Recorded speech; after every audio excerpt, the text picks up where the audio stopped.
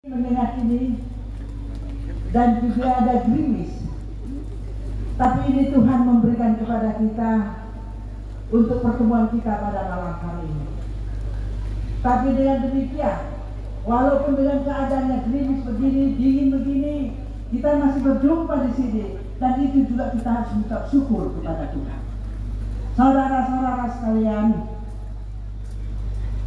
yang saya banggakan dan yang saya kagumi, adik kami Ardian Surbakti, pengusaha tempat ini, Sabun Sikulikat, yang pada awalnya hutan belantara yang tak terpakai tadi, tapi pada malam hari ini kita membuat sesuatu di sini yang membuat kita bangga.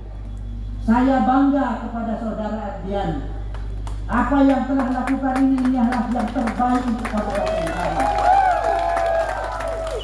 Saudara-saudara sekalian,